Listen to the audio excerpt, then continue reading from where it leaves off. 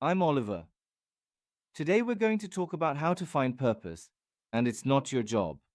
So, let's talk about a quiet feeling of desperation that haunts many men, even the most successful ones.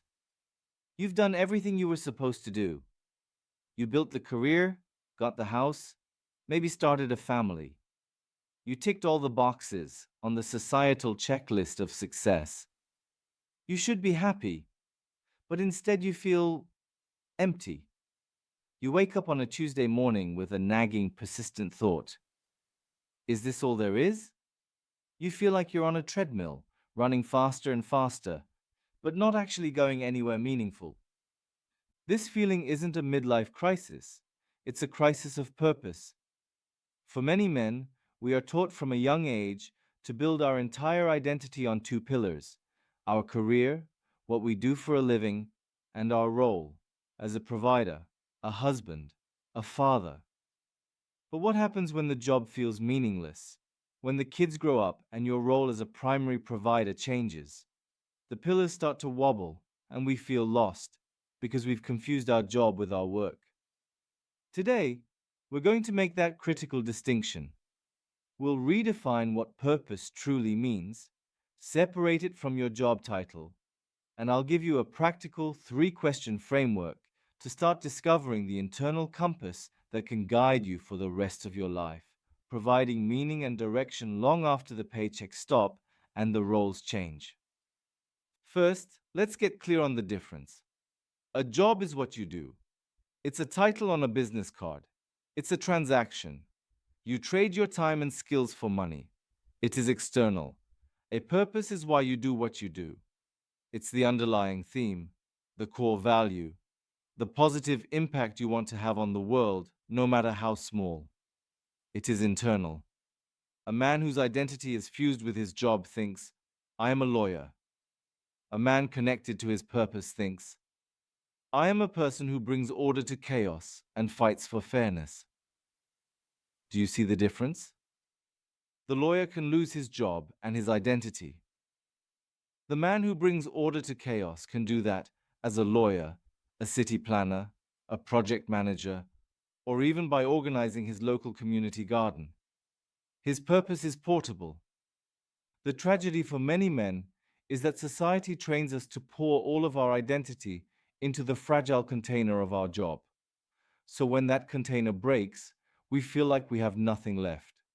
The journey to a meaningful life is about building an identity that is bigger than your business card. So, how do you find this purpose?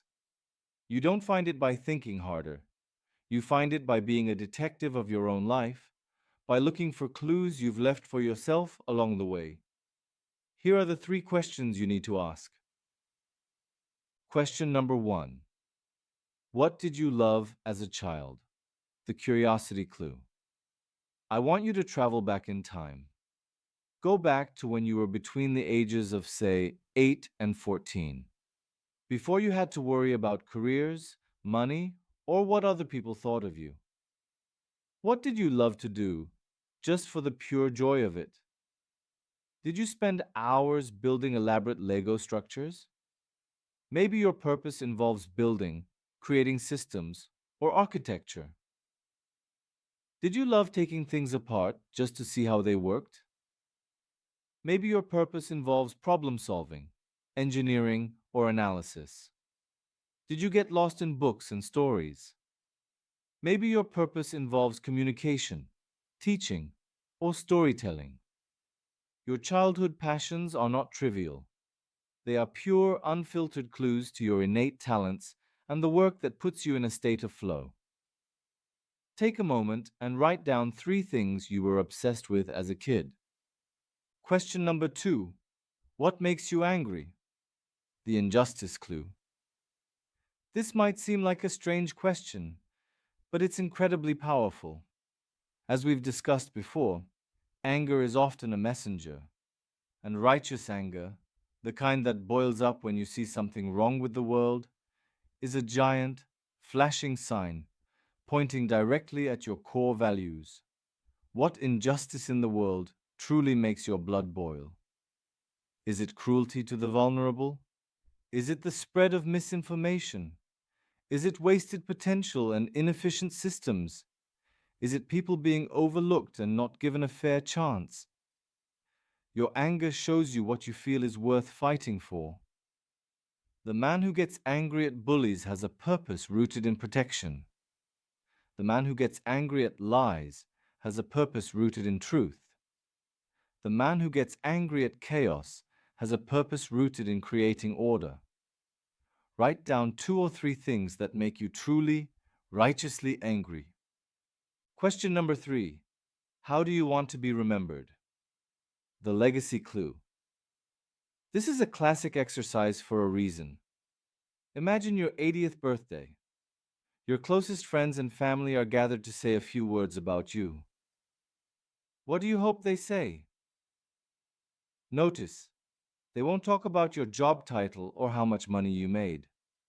They will talk about your character. They'll say, he was a man who... What? Who always helped others see their own potential. Who built beautiful things and left the world more orderly than he found it. Who could always be counted on to stand up for what was right. Who made people laugh and feel at ease. This isn't about being grandiose. It's about defining your impact on the people around you. This is your legacy. Write down 1 or 2 sentences that you would want to hear on that day. Now you have your clues, your childhood passions, your core values revealed by your anger, and your desired legacy. Your purpose lies at the intersection of these 3 answers.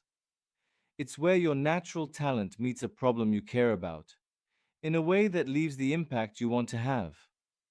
Let's say you loved building Lego, passion. You get angry at inefficient systems, value.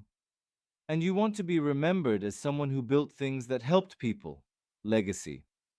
Your purpose might be to create simple, elegant systems that help people be more effective.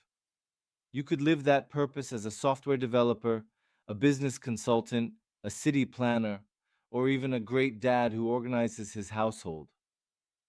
The final, crucial step is to understand that purpose is not a noun you find. It is a verb you live, and you discover it more through action than through thought. So, your final task is to start a purpose experiment.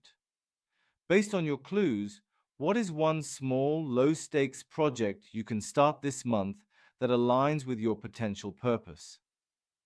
Can you volunteer one Saturday for that cause that makes you angry? Can you spend your evenings learning a coding language to build a simple app? Can you offer to help a friend organize their small business? You don't need to quit your job.